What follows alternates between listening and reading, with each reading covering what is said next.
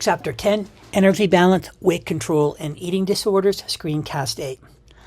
This screencast will be focusing on the eating disorder known as bulimia nervosa.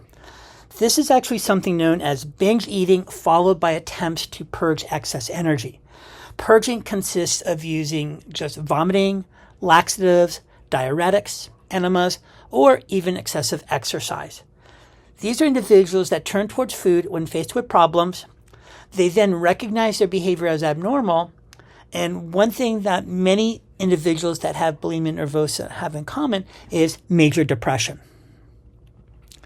Many individuals that have bulimia nervosa are never diagnosed because the symptoms really are not obvious.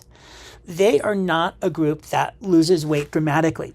They have a tendency to stay slightly at normal weight or even above normal weight. And generally, we find them to be female and actually successful females. Those with bulimia nervosa have elaborate food rules. If rule is broken, then they will start the binge process. Binge can be triggered by a number of things. It could be hunger from a recent dieting episode. They could be bored, lonely, depressed, or lots of stress in their lives. And these individuals, they've lost the enjoyment associated with food. It's not enjoyed, and they may not even be tasting the food that they're consuming. Binging occurs during a special time that they set aside.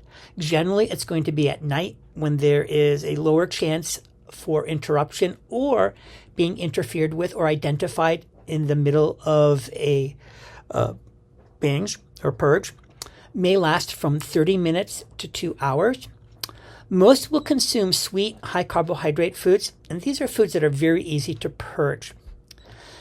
They may actually consume up to 3,000 or more calories during a binge session. Purging immediately follows the binge, and this is the hope to avoid any weight gain from the amount of calories food that were just consumed. 33 to 75% of energy is still absorbed if vomiting is used for purge. 90% if the enema is actually used for purge.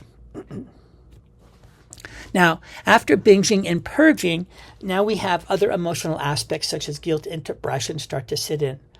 Over time, it's very common for individuals that have bulimia to experience low self-esteem and feel very hopeless. They will gradually distance themselves from others and spend much more time binging and purging, making the cycle even worse and more destructive. Here we can actually see the obsession. And notice it's a chain. So we start off with binging.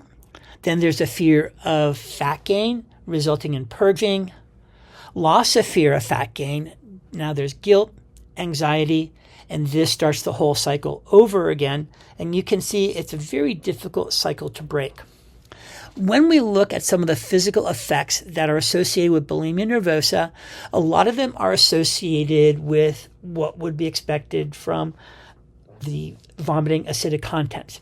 There will be a demineralization of teeth. We'll see low potassium levels. This has been discussed already. And when we talk about potassium levels, they are things that the body controls very tightly.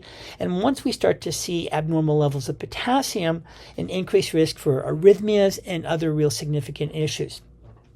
The swelling of salivary glands in particular due to the vomiting.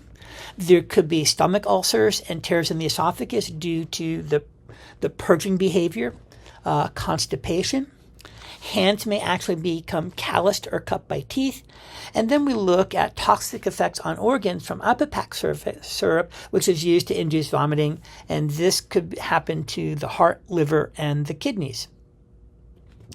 Now, when we look at how this bulimia nervosa is treated, first aspect is nutrition therapy.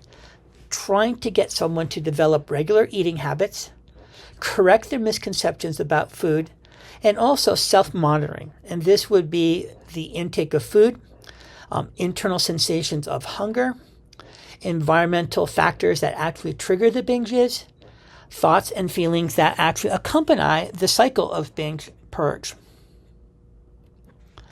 Psychological and related therapy to improve patient self-acceptance, help to correct this all or none thinking. This is really, it's never all or none. There's always something in the middle. How to cope with stressful situations that they encounter on a regular basis. And accept some depression and self-doubt is normal, because it is. It's an issue when it becomes an extreme depression or self-doubt that kind of creates these significant issues.